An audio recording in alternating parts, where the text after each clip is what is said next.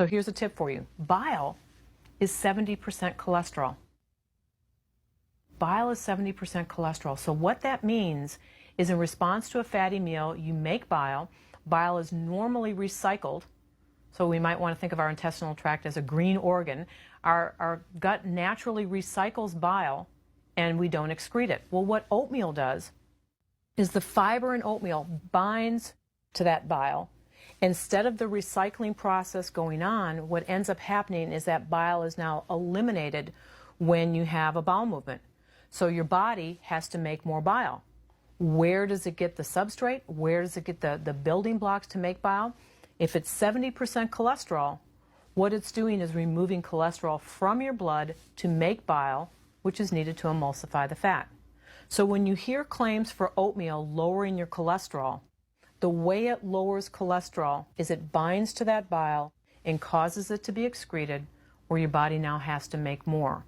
So these gummy fibers that you find in oatmeal are certainly going to be a valuable adjunct to the prevention of cardiovascular disease. I know I'm kind of weird, but it's got to be kind of cool now to understand how oatmeal can lower your cholesterol. I got to be honest, I used to demonize eating any type of grain after reading books like Wheat Belly or Grain Brain, because they basically said that grains are ruining your health. And they had good information to back up what they were saying, but I definitely took the information that was conveyed in the book to the extreme, because that's what we usually do when we hear something that works in the health and wellness space. We make it law and nothing can go against that. A lot of times that makes us closed off to a lot of things that could be beneficial for us, like oatmeal. And even when I just say the word oatmeal, people already have in their head what oatmeal means to them. Some people think oatmeal is super sweet and delicious, and others might think it's really bland and terrible. It really depends on what your oatmeal experience has been in the past. So now, thanks to Dr. Anding's explanation of bile, we know exactly how oatmeal can lower the cholesterol in your body. So after reading Grain Brain and Wheat Belly,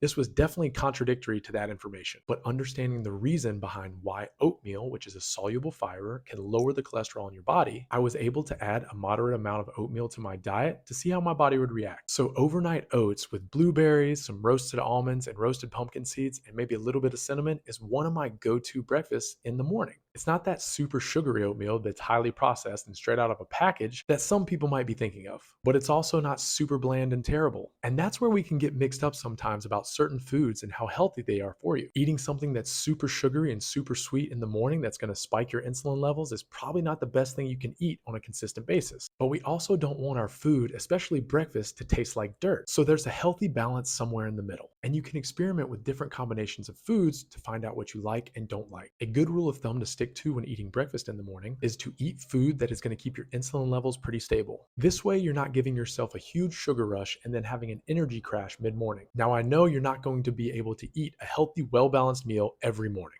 and you're just going to have to grab something, get in the car, and go sometimes. But it's good to know this information so that whenever you do have time, you can apply it. Now get out there and do your body a favor and add some soluble fiber into your diet and try to keep those cholesterol levels in check.